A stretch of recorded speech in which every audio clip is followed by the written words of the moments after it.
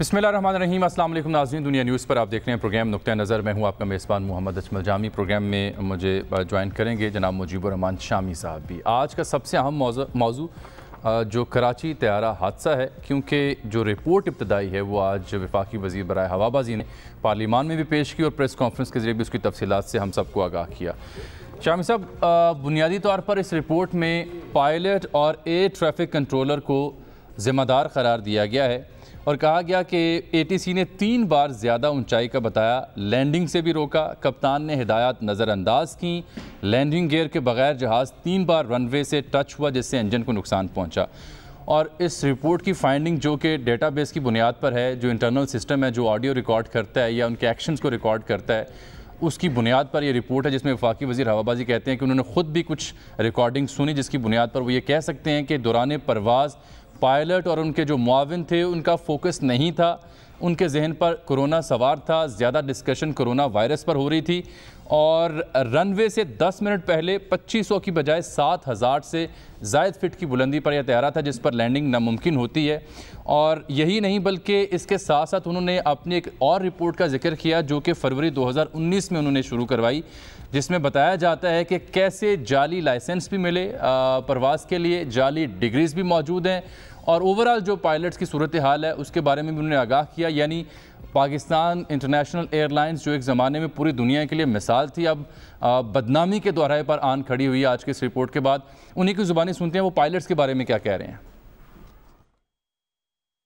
जो कराची के वाक़या में हुई पायलट से, वही गलती गिलगित के वाक़या से भी हुई, लेकिन जो वाक़या चित्राल फ़्लाइट का है वो खालिस्तन तकनीती नोयत का है, उसमें पायलट की गलती नहीं थी। Air blue crash occurred because of air crew error of judgment, lack of professional skills.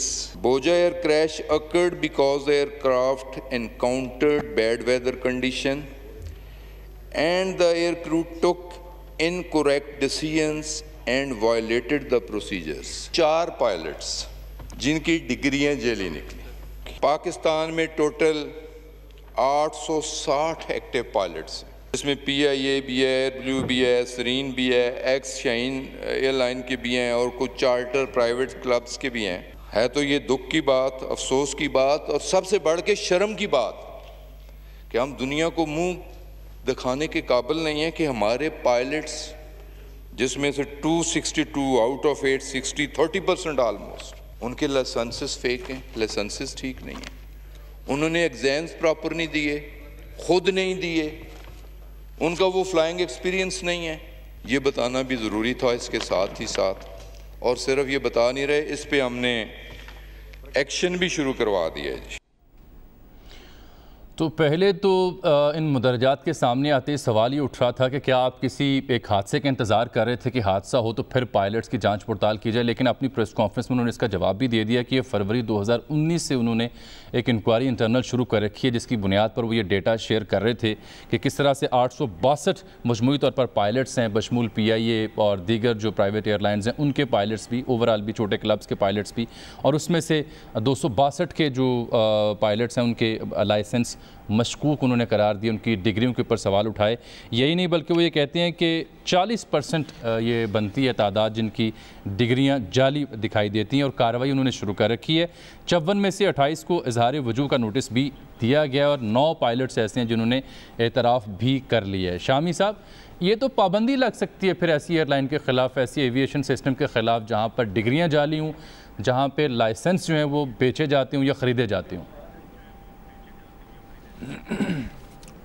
और ये भी उन्होंने बताया है कि मुख्तलिफ पायलट्स ने अपनी जगह दूसरे लोग बिठाकर जी इम्तिहान दिया, यानी वो खुद इम्तिहान में अपीयर नहीं हुए, उन्होंने दूसरे लोग, जिस तरह हमारे यहाँ होता है ना सिंध के अंदर और देही इलाकों में कि जो एक तालिब इल्म है उसकी जगह दूसरा शख्स बैठा दिया जाता है इम्तिहान के लिए, तो इंतहाई शर्मनाक तस्वीर कशी आज हुई है। बिल्कुल। और ये सारे अब जो कुछ बयान किया गया है वो हकायक हैं, और हमारे हर शोबे में लगता यह है कि दीमक लग चुकी है। और सरवर खान साहब ने बात कही कि जो लाइसेंस हैं, अब देखिए जो बस चलाने वाले हैं, जो रिक्शा चलाने वाले हैं, जो मोटरसाइकिल चलाने वाले हैं, उनके वो लाइसेंस के बगैर या जाली लाइसेंसों के साथ ट्रैफिक के हादसात कर रहे हैं, सड़कों पे दंदना रहे हैं, और वही मंजर अब हमारे आसमानों पर है। और वही हमारी, अब आप इसको किसको आप मुर्दे इल्ज़ाम ठहराएंगे? एक एक शख्स को चुन चुन कर इबरतनाक सज़ा देनी चाहिए।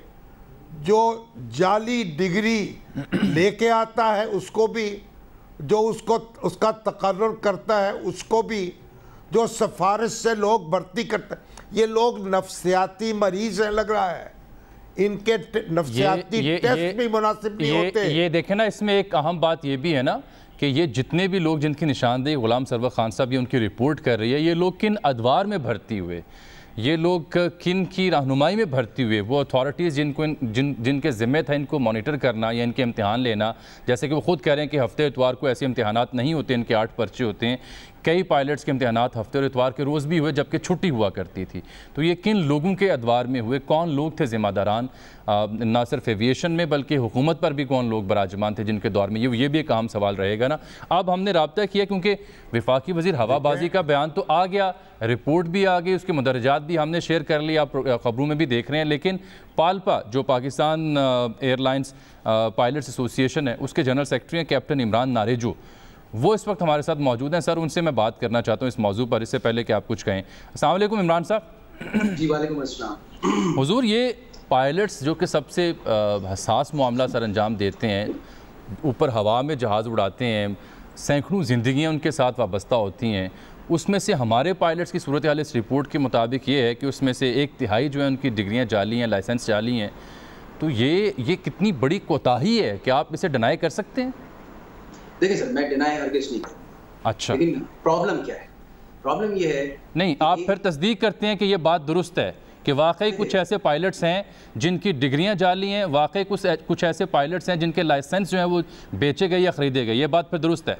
देखिए, बेचे गए खरीदे गए का तो मुझे नहीं पता, लेकिन कुछ हमारे PIA के अंदर पिछले 2 साल में एक प्रैक्टिस हुई थी और उस 2 साल की प्रैक्टिस को उन्होंने हर पायलट की डिग्री को वेरीफाई किया, हर पायलट के लाइसेंस को वेरीफाई किया। बात यह है कि समझने की बात है, 6 पायलट्स PIA से बर्खास्त किए गए, 6 पायलट हमारे सामने बर्खास्त किए गए, उनकी डिग्रीज को, एजुकेशन डिग्रीज को वेरीफाई उन इंस्टीट्यूट्स ने नहीं किया। There was no choice. और उनमें से 2 पायलट्स को तो मैं इतना करीब से जानता हूँ, जो मेरे बैच के आगे पीछे गए थे। 25 इयर्स ऑफ सर्विस के बाद उनको बर्खास्त किया गया। अब जैसे शामी साहब ने फरमाया कि एक बंदा है जो जाली डिग्री लेके आता है, एक इदारा है उस डिग्री को वेरीफाई किए बगैर उसको जॉब देता है। कसूर तो दोनों का है। मैं तो ये नहीं बोलूंगा कि ये जो जाली डिग्री लेके आए इसका भी उतना ही कसूर है, और एक इदारा जिसने उसको वो डिग्री मतलब नौकरी देते वक्त जो एक रिक्वायरमेंट होती है उसको वेरीफाई नहीं किया। प्लस अब आप लाइसेंस की बात करते हैं, देखिए लाइसेंस सिर्फ पाकिस्तान में एक अथॉरिटी है जो इशू करती है, वो है PCAA, Pakistan civil aviation authority. हमारे PIA में कोई 8 से 10 लाइसेंस के ऊपर उनको शक था, वो लाइसेंस उन्होंने होल्ड किए हुए थे और आज इस बात को भी तकरीबन साल होने को आ रहा है। उसके अलावा हर बंदे का लाइसेंस, किसी भी पायलट का लाइसेंस जो PIA से मुंसलिक था, उसका लाइसेंस बाकायदा हमारी एडमिनिस्ट्रेशन ने सिविल एविएशन को भेजा, उन्होंने अपने हिसाब से भी उसकी तस्दीक की और उसके बाद उन्होंने PIA को भी उसकी तस्दीक करने के बाद उनकी लिस्टें प्रोवाइड की हैं। आप ये बात याद रखें कि PIA के अंदर अगर हम किसी तरह से भी एक देखें तो हम अपने प्रोसीजर्स को नहीं बाईपास करते, ना पालपा करते। अच्छा, ये एक सेकंड ठहरिएगा, ये तो वाजे कर देना, दिन भर हम ये जानने की कोशिश कर रहे थे कि एक पायलट को लाइसेंस सिविल एविएशन अथॉरिटी कब और कैसे देती है, वो क्या मराहिल होते हैं, ज़रा वो तो बयान करें ना, मालूम हो सके कि कब उसे आप जेन्युइन सर्टिफाइड लाइसेंस होल्डर करार देते हैं किसी शख्स को कि ये ready to fly with the plane है। अच्छा सर, एक होता है जनरल एविएशन में एक पायलट जो शुरू करता है अपनी लाइफ, जैसे कि हम एक प्राइवेट मतलब इंस्टीट्यूट में जाते हैं, वहाँ हमें एक सर्टेन नंबर ऑफ आवर्स करने पड़ते हैं, अप्रॉक्सीमेटली 250 और 300 व्हाटएवर यू से। उसके बाद हमारे 3 मराइल होते हैं, एक SPL होता है, स्टूडेंट पायलट लाइसेंस, वो हमारे इंग्लिश टेस्ट और उसके बुनियाद के ऊपर होता है। दूसरा प्राइवेट पायलट लाइसेंस होता है, उसके भी कुछ पेपर्स होते हैं। पेपर्स लेने के बाद और नंबर ऑफ आवर्स करने के बाद एक अथॉरिटी का इंस्पेक्टर आता है, वो हमारा चेक लेता है और फिर हमें इंडोर्स करता है कि हाँ ये जहाज आप फ्लाई कर सकते हैं। फिर सबसे जो इंपॉर्टेंट लाइसेंस होता है जो एक पायलट को किसी कमर्शियल एयरलाइन में जिसकी एंट्री होती है, उसका नाम होता है commercial pilot licence. Commercial pilot licence के भी एक नंबर ऑफ आवर्स होते हैं, उसके बाद उसका पेपर्स होते हैं और एक चेक सिविल एविएशन अथॉरिटी लेती है। ये 3 स्टेप्स पे सिविल एविएशन अथॉरिटी मौजूद है।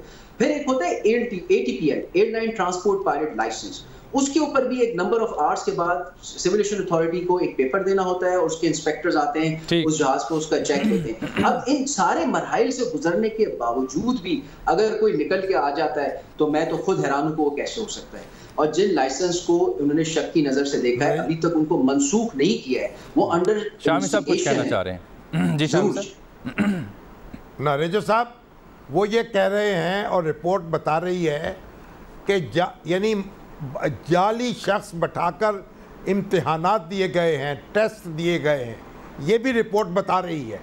अब आप किन इक़दामात का मुतालबा करेंगे इस रिपोर्ट की रोशनी में? देखें शामी साहब, इम्तिहान लेना एक इदारे का, जो भी इदारा है, चाहे वो आपका इदारा हो चाहे मेरा इदारा हो, उसकी जिम्मेदारी में जब किसी को अगर आप सिविल एविएशन अथॉरिटी किसी चीज का इम्तिहान ले रही है तो ये उनका जिम्मेदारी है कि उस शख्स को वेरीफाई करके बिठाएं। हम इस चीज में कैसे इंटरवीन कर सकते हैं? ये तो अगर किसी भी इदारे में, चाहे मैट्रिक का इम्तिहान हो रहा हो चाहे इंटर का इम्तिहान, वो तो उनके ऊपर जिम्मेदारी आती है। सर मैं आपको बार बार बोलूं, ये जो एक पिक्चर पेश की जाती है कि पायलट एसोसिएशन इसके पीछे खड़ी है, ये हरगिज नहीं है। ये गलत बातें हैं, गलत फहमियां हैं और ये एक ऐसा मतलब एक चीज को सामने ला के पाल्पा को बदनाम करने की कोशिश करते हैं और उन पायलट्स को जिन्होंने 55 साल आप मुतालबा कर दें यहाँ पे ऑन एयर, आप मुतालबा कर दें कि बिल्कुल आप ऐसे किसी अनासर के साथ खड़े नहीं होंगे और जिन लोगों की जाली डिग्रियां, जाली लाइसेंस हैं, ये जिन्होंने दिए, ये उनको गिरफ्तार किया जाए। मुतालबा कर दें ऑन एयर अगर आप। मैं आपके सामने बोलता हूँ, पाल्पा का बिल्कुल क्लियर स्टांस है कि हम किसी ऐसे शख्स को सपोर्ट नहीं करेंगे जिसकी एजुकेशन की डिग्री या उसका लाइसेंस जाली है। हम उससे बिल्कुल लाताल्लुकी का इजहार करते हैं। हम किसी सूरत ऐसी चीज को नहीं सपोर्ट करेंगे और ना ही हमने की। हमारे 6 पायलट्स, मैं आपको बता रहा हूँ, 2 पायलट्स जिसमें से एक की 28 ईयर सर्विस थी, एक की 25। लेकिन आप पे देखें ना, इल्ज़ाम यह है कि आप लोग माजी में मर्जी का क्रू, स्टाफ, मर्जी की फ्लाइट डेस्टिनेशंस और फिर हड़तालें ये तक करते रहे, जिसका मकसद ये होता था कि इंतज़ामिया के ऊपर प्रेशर एग्जर्ट किया जाए। एजाज हारून साहब आज हमारी ट्रांसमिशन में तफसील से इस बारे में बात करते, कुछ देर बाद वो टेलीफोन लाइन पर दस्तयाब भी होंगे, उनको भी लीजिएगा। मैं एजाज साहब को जरूर जवाब दे दूंगा, लेकिन अब आप एक सेकंड के लिए मुझे, अभी आपने ये गुफ्तगू सुनी थी हमारे मिनिस्टर साहब की, ऑनरेबल की, उन्होंने अर्ज किया था कि वो लोग कोरोना के बारे में काफी बातें करते रहे जहाज पे। मैंने वो गुफ्तगू सुनी नहीं है, ये उनका कहना है। देखें सर, आप ये गलत चीजें कही जाती हैं कि हमें कोई डेस्टिनेशन के लिए हम जोर देते हैं। हमारा क्या डेस्टिनेशन से ताल्लुक है? A to B जाना होता है, सारी दुनिया मैं भी देख चुका हूँ और मेरे साथ काम करने वाले 25 साल में सारी दुनिया ही देख चुके हैं। ऐसा कोई चीज नहीं है। हमारी एक फिक्स सैलरी होती है, उसमें ही हमें मिला जाता है, इससे ज्यादा हमारे को कोई वो चीज नहीं दी जाती। नंबर 1। नंबर 2, मैं आपसे जो बात आप कह रहे थे कि पायलट जो एसोसिएशन किसी जगह पे आके ऐसी चीजें करती है जिससे वो गो स्लो हो जाती है या बाय द बुक या फेवर करना बंद कर देती है, उसकी वजह होती है। अब आप देखें, 3 महीने पहले हमने कोरोना के ऊपर अपने आप को बाय द बुक कर दिया था या गो स्लो कर दिया था। उसके रीजन थे क्योंकि हमें फाल्पा और दूसरे लोग बता रहे थे कि वर्ल्ड वाइड क्या हो रहा है। वही रीजन हमने सामने रख के आगे अपनी कंपनीज को दिया, आगे गवर्नमेंट को फॉलो किए। क्या निकला? कोई रिजल्ट नहीं निकल रहा था। जब एक लिमिट आ गई तो हमने कहा नहीं जी, हम इस तरह नहीं कर सकते। और अभी भी आप देख लें, लास्ट 3 मंथ्स में हमारे 50 पायलट और केबिन क्रू को कोरोना हुआ, इवन के PIA स्टाफ को कोरोना हुआ। हम फ्रंट लाइन पे लड़ रहे हैं, लेकिन ये तो हमारा भी राइट है कि हम अपने और अपनी फैमिली को प्रोटेक्ट कर सकें। ये इस चीज पे अगर कोई हमें ब्लैकमेलर कहता है या इस चीज पे हमें ये कोई कहता है कि हम गलत डिमांड कर रहे हैं, तो मेरा ख्याल है उसको अपनी सोच तब्दील करने की जरूरत है। और किसी जगह पे एजाज हारून साहब के जमाने में भी, जो मुझे जहां तक, क्योंकि मैं उस वक्त पाल्पा का हिस्सा, ठीक, आप जरा साथ रहिएगा ना, साथ रहिएगा। एजाज हारून साहब ने हमें ज्वाइन किया है, साबिक MD रहे हैं पाकिस्तान इंटरनेशनल एयरलाइंस के। एजाज साहब, बहुत शुक्रिया आपके वक्त का। आप दोपहर को जो आपकी गुफ्तगू हुई थी उसका मैं रेफरेंस दे रहा था वफाकी वज़ीर बराए हवाबाजी के बयान के साथ मिला के, जो ये कह रहे थे कि ये पायलट्स एसोसिएशंस प्रेशर एक्सर्ट करती हैं, मर्ज़ी की डेस्टिनेशंस, मर्ज़ी का क्रू स्टाफ, और उसके बाद हड़ताल तक करने पर आ जाते हैं प्रेशर एक्सर्ट करने के लिए इंतज़ामिया के ऊपर। तो अभी उनके जनरल सेक्रेटरी बैठे हो, कहते हैं जी हम तो ऐसा नहीं करते, लेकिन आपने ख़ुद ये वाक़यात बयान किए हैं। आप बताइएगा कि इन यूनियंस की वजह से आपको किन मुश्किलात का सामना रहा, ये किस हद तक मजबूत होती हैं फ़ैसला साजी के ऊपर असरअंदाज होने के लिए? Thank you very much. देखिए, मुझे मेरा ख्याल में इस बात को जस्टिफाई करने की कोई ज़रूरत नहीं कि यूनियंस की इन्वॉल्वमेंट है, बिकॉज पाकिस्तान की हिस्ट्री में सबसे बड़ी अगर कभी कोई स्ट्राइक हुई है, 3 दिन तमाम पाकिस्तान के एयरपोर्ट्स बंद रहे, वो मेरे ज़माने में हुई थी कि मुझे हटाया जाए, और वो यूनियंस ने ही की थी। और अगर वो यूनियंस कहती है कि जी हम नहीं इन्वॉल्व होते, और क्या इनकी इन्वॉल्वमेंट थी, इनका इन्वॉल्वमेंट ये था जो बज़ाहिर उस वक्त कहते थे कि जी जो टीके एग्रीमेंट है वो गलत किया है, इन्होंने एयरलाइन को भेज दिया, इन्होंने रूट्स को भेज दिया, ठीक है। दूसरा था कि जाहिर है कि मैं एयरलाइन छोड़ूं, मुझे उन्होंने हटवाया, और उन्होंने उस वक्त कहा था कि जी 6 महीने में ये एयरलाइन जो है वो बिल्कुल आप देखिएगा प्रॉफिटेबल हो, क्योंकि जो करप्ट आदमी था वो चला गया। आप कहें, मेरे पास रिकॉर्डिंग है सुहेल बलोच साहब की, एक मेरे पास वीडियो रिकॉर्डिंग मौजूद है जो मैं दिखा सकता हूँ। इमरान नरेजो साहब तो खैर अभी हमारे बच्चे हैं, ये तो बहुत यंग थे और हमारे शहदाओं में से हैं, मगर बात सारी ये है कि ये बात कहना कि जी यूनियन की इन्वॉल्वमेंट नहीं रही है, ये गलत है और 100% गलत है। ये हर वक्त मैं आपको डॉक्यूमेंट्स दिखा सकता हूँ जिसमें ये अलाउंसेस मांग रहे हैं, ये इनके जो प्रेसिडेंट है कि जी हमें फलानी चीज़ दें, जिस तरीके से आप लोगों को उन लोगों को देते हैं, आप हमारे इन लोगों की जो सीनियरिटी है वो चेंज कर दे। मतलब all of this I have paper work with me, so इसलिए I think we don't need to discuss this. इस बात को छोड़े, बात सारी ये है कि एक बहुत बड़ा हादसा हुआ है, एक तानिया हुआ, और उसकी अब जो रिपोर्ट आई है, पहले लोग थोड़ा तहम्मुल से काम ले रहे थे, लोग ब्लेम नहीं कर रहे थे, बट अब एक चीज बज़ाहिर साफ सामने आ गई है कि there has been gross violation of SOP and procedures on this flight, ठीक है। अब मैं फिर कहता हूँ कि जी देखिए, जो बेचारा जो था वो तो चले गए, वो इस दुनिया में नहीं है, but the fact is there are things which led to this. Who are those people? आज प्राइम मिनिस्टर वहाँ पे उन्होंने कहा कि जी इतने लोगों के लाइसेंस फेक है, why are those people flying? मुझे बताया ना कि यूनियन पहले कहती रही है कि सेफ्टी का हम सबसे बड़े मदाएं, तो भाई अगर आप हैं तो आप कहें ना कि जी कौन से हैं वो पायलट, उनको एयरलाइन से हटाते हैं अगर उनके पास फेक लाइसेंसेस है, बिल्कुल तो क्यों नहीं करते? इससे ज्यादा और क्या अनसेफ हो सकते हैं कि आपको ये नहीं पता कि जी ये पायलट जो फ्लाई कर रहा है क्या ये इसके पास वैलिड लाइसेंस है या नहीं है। तो आई थिंक प्लीज हम एक नेशनल लेवल पे सोचें, हमें ये चीजें छोड़ें कि मैंने क्या किया, तुमने क्या किया। It is about time we leave all this and we come on the main thing. What is civil aviation doing? आप देखिए इस रिपोर्ट में भी, मैं unfortunately I am sorry कि ये रिपोर्ट ऐसे बनाई गई है जिसमें इन्होंने सिविल एविएशन को और उनके लोगों को बड़ी स्मार्टली कवर करने की कोशिश की है। जो कंट्रोलर और वो जो लोग हैं उनका कह रहे हैं कि जी अभी हम उसमें भी इन्वेस्टिगेट करेंगे डिटेल। भाई आप क्यों? You have to investigate. अगर एयरपोर्ट पे टावर कह रहा है कि उसने जहाज के इंजन में से शोले देखे, उसने अप्रोच को कहा, क्या उसका ये नहीं फर्ज बनता कि वो टावर पायलट को बताता कि यार तुम्हारे इंजन में से फायर देखी है मैंने? Nobody told him this. ना अप्रोच ने बताया, ना टावर ने बताया। मैं तो बल्कि अभी सर एजाज साहब ये तो उसकी बारीक पहलू, उस पर तो बात हम कर लेंगे, लेकिन आप ये बताएं कि ये इतने बड़े पैमाने पर अगर पायलट्स के जाली लाइसेंस या जाली डिग्रियों का इंकशाफ हो रहा है और वो सरकारी सतह पर उसका एतराफ़ किया जा रहा है, तो इसके असरात इंटरनेशनली क्या हो सकती हैं? PIA पे क्या पाबंदी लग सकती है, वार्निंग दी जा सकती है, क्या असरात होते हैं इसके? मैं आपको बताऊँ क्या हो सकता है।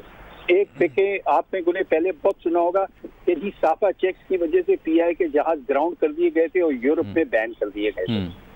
साफा क्या है? Is safety aircraft foreign aircraft inspection, ठीक है, safety of foreign aircraft inspection.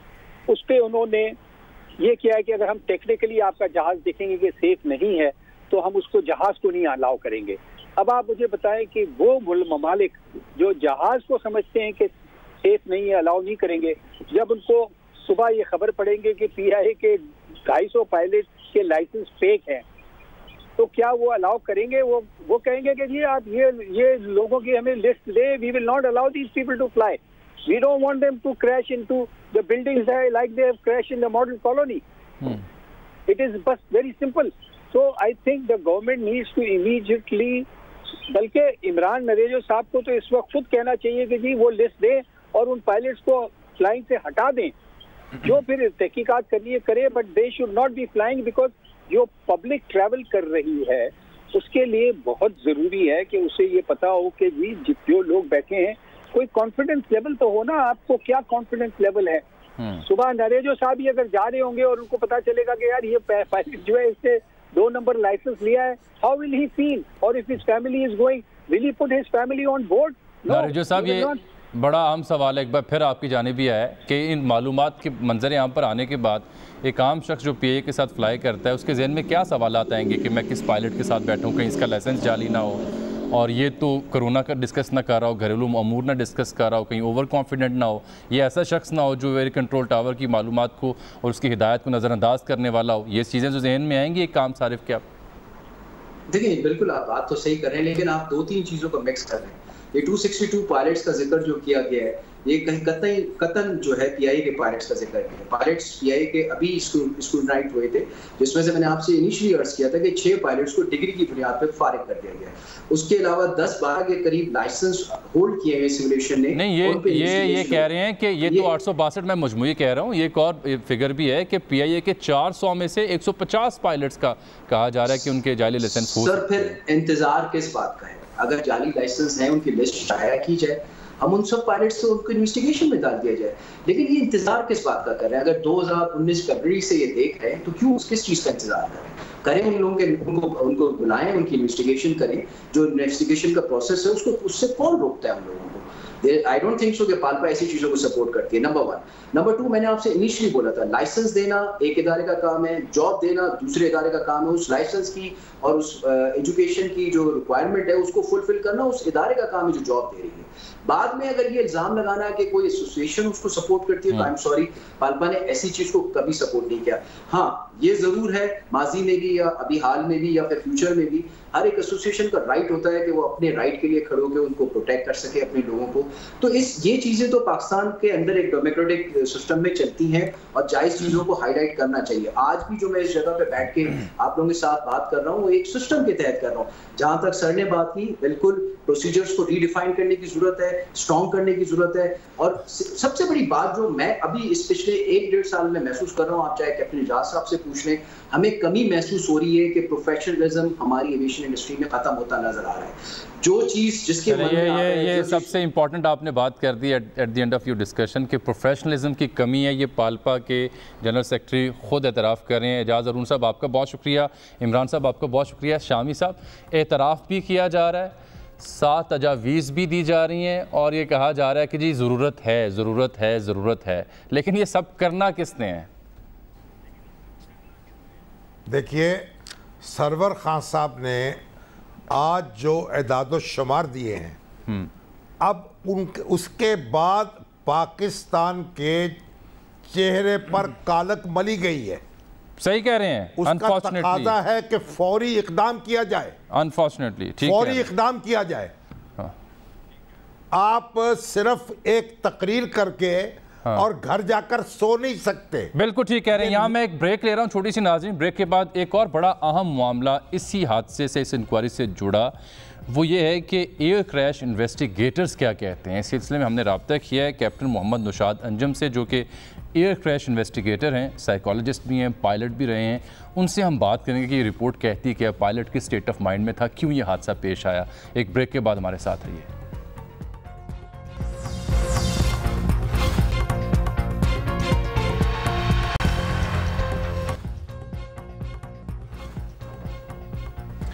Welcome back नाज़रीन. शामी साहब अभी हमें ज्वाइन किया है नौशाद अंजम साहब ने. आप इन्वेस्टिगेटर हैं, आप प्लेन क्रैशेस के साइकोलॉजिस्ट भी हैं, बैरून मुल्क भी खदमात सर अंजाम देते रहे हैं.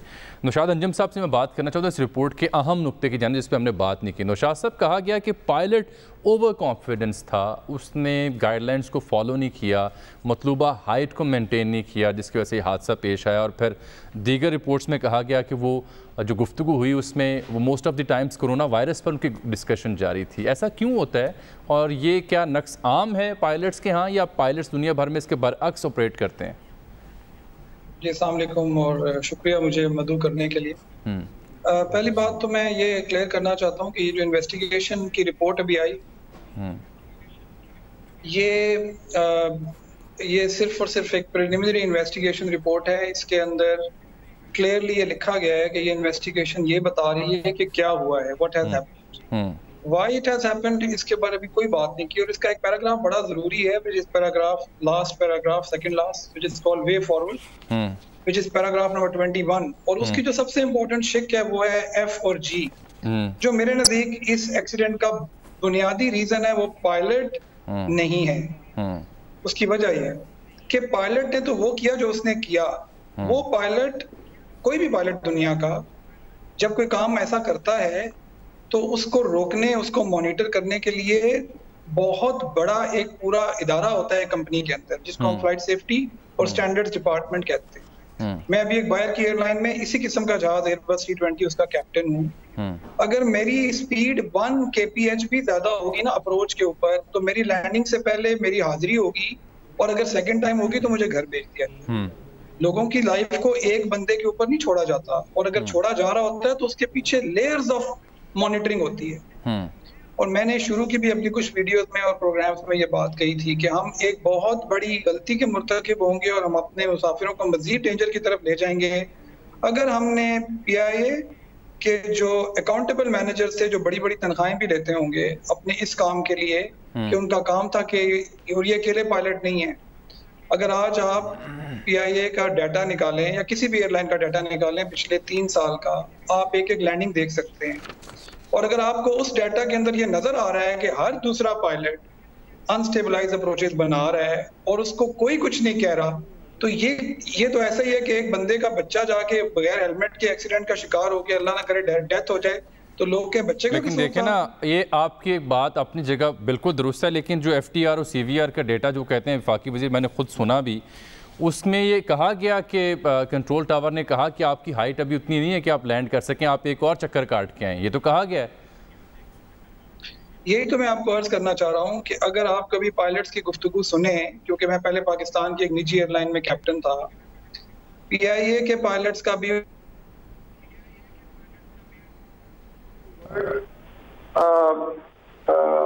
पाकिस्तान के कंट्रोलर्स की तरफ है। जी आपको आवाज आ रही? नौशाद साहब, हम आपको सुन नहीं पा रहे और क्योंकि कोई डिस्टॉर्शन या स्काइप के जरिए हमारे साथ कनेक्टेड थे। चले, बहुत शुक्रिया आपके वक्त का, आपने बुनियादी बात तो कह दी, बहुत शुक्रिया आपके वक्त का।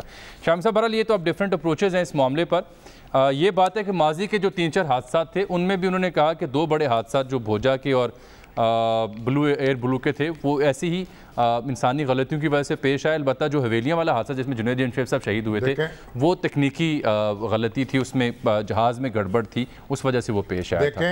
जी, अब आप वाइंड अप कीजिए सर अपने कंक्लूडिंग रिमार्क्स। रिपोर्ट है, ये रिपोर्ट है इब्तदाई नौइयत की जी, यानी ये मुकम्मल तहकीकाती रिपोर्ट नहीं है, उसे अभी आना है और इस सारी तफसील में जाकर ये एक एक शख्स का तयन किया जाना चाहिए और अदारे का तयन किया जाना चाहिए। कौन सी SOPs थी, किस तरीके से फॉलो नहीं की गई, मगर इस वक्त तक जो बात कह दी गई है उसके नतीजे में अब PIA के मामले में और पाकिस्तान की सिविल एविएशन के हवाले से सवालात खड़े हो गए हैं। जी, वो हैं, और सवालात फौरी कार्रवाई का तकाजा कर रहे हैं, वो हमें करना चाहिए। बिल्कुल। और दूसरी बात यह है, हम एक बहुत गैर जिम्मेदाराना रवैये इख्तियार करने वाली कौम हो रहे हैं। बिल्कुल ठीक बात है। हमारे 11-11, 12-12 साल के बच्चे जो हैं वो मोटरसाइकिल चलाते फिर रहे हैं, बिल्कुल, वो गाड़ियां चलाते फिर रहे हैं सड़कों पे लाइसेंस के बगैर। कोई उनको पूछने वाला नहीं है, चले ना सुप्रीम कोर्ट पूछती है, ना वहाँ सुअन मोटर नोटिस होता है, ना कोई वजीर आजम नोटिस लेते हैं। एक ब्रेक आगे, लेकिन ब्रेक से पहले मैं रियाज फतियाना साहब का एक नुस्खा है वो पेश करना चाह रहा हूँ। और वो ज़रा आप देख लें, फिर उस पर थोड़ी सी बात हो, फिर ब्रेक। टिड्डी दल के बारे में तो एक आम मफरूज़ा है कि अगर इसको खाया जाए तो कोरोना वायरस का बेहतरीन दिफा किया जा सकता है। इसकी अगर रिसर्च करवा ली जाए और ये साबित हो जाए कि टिड्डी दल खाने से कोरोना वायरस के खिलाफ मजबूत कुव्वत मुदाफ़त पैदा होती है, तो पाकिस्तानी कौम खुद ही उसका तिया पांचा कर देगी, हुकूमत को ज़्यादा मेहनत नहीं करनी पड़ेगी। इस पर शामी साहब ये जो मफरूज़ा पेश कर रहे हैं रियाज साहब, ये sustainable development goals task force का हिस्सा है। सरकार की जानिब से जो टास्क फोर्स है sustainable development goal task force, उसके मेंबर हैं। तो वो ये मफरूज़ा पेश कर रहे हैं कि टिड्डी दल खा लिया जाए तो इंतहाई अफसोसनाक गुफ्तगू उनकी है। नॉन सीरियसनेस है उसमें। या तो वो टिड्डी दल खा के दिखाते 2 महीने उसका मदारा कर देते कि मैंने ये खा के कोरोना वायरस को शिकस्त दी है। तो इनको कोई पुराने सियासी कारकुन है, एक उम्र गुजरी है, बात करने का सलीका क्या अब भी नहीं आया इनको? इंतहाई अफसोसनाक जो बात उन्होंने कही। एक माहिर ग़िज़ाइया से मेरी बात हो रही थी, वो कह रहे थे प्रोटीन होती है, कार्ब्स होते हैं, और कोरोना से निमटने के लिए इसमें कुछ नहीं होता। कोरोना से निमटने के लिए 2 चीज़ें चाहिए, एंटीवायरल और इम्यूनिटी। वो उसका इससे कोई ताल्लुक़ नहीं, ये अमूमी ग़िज़ा की तरह ही ये ग़िज़ा है जिसमें प्रोटीन होती हैं। एक ब्रेक लेते हैं नाज़रीन, ब्रेक के बाद वापस आते हैं।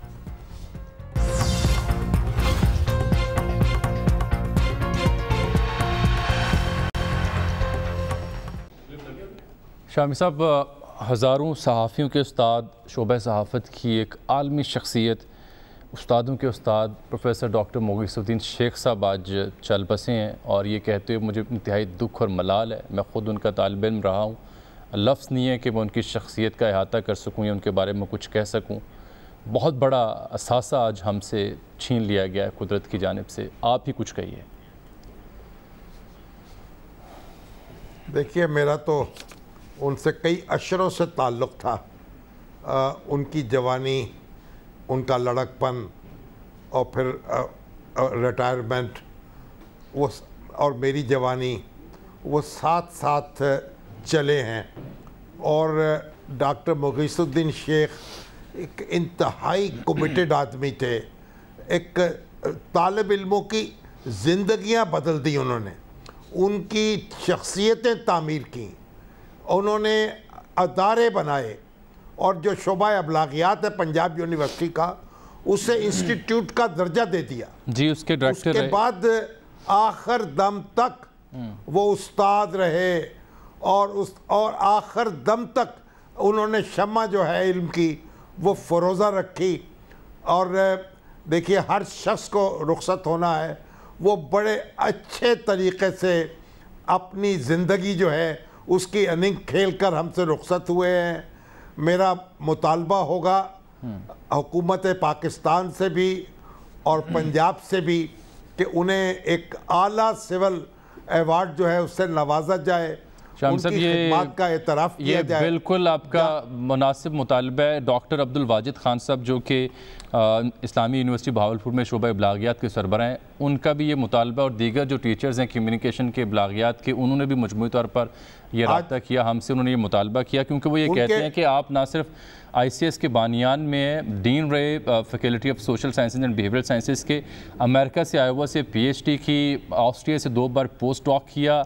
यही नहीं बल्कि उनको अक़वाम मुत्तहिदा का अवार्ड मिला हुआ है, जो उन्होंने ज़ल्ज़ला मुतासरीन के लिए एक रेडियो सेटअप किया था मुज़फ़्फ़राबाद में, और फिर उन्हें journalism 4th state award of Iowa state America मिला हुआ है।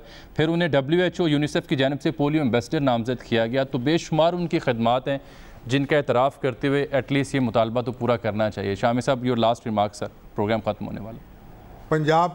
पंजाब यूनिवर्सिटी के वाइस चांसलर हैं डॉक्टर नियाज़ अख्तर साहब, उन्होंने आज उनकी नमाज जनाजा पढ़ाई, और उसमें कोरोना के वबाल के बावजूद सैकड़ों लोग उसमें शरीक हुए, और उन्हें वहीं यूनिवर्सिटी के कब्रिस्तान में दफन कर दिया गया। मुगीसुद्दीन शेख साहब को एजाज़ देना खुद हुकूमत के लिए बाइस एजाज़ है। वो तो अपने रब के हुजूर हाजिर हो गए अपना नामा अमाल लेकर, और अल्लाह की रहमत तो उन पर, और उनकी कारकर्दगी जो है जी, उनकी कमिटमेंट जो है, उनकी लगन जो है, उनकी जो मेहनत है, चले वो हमें शामी हमेशा साहब याद रहेगी।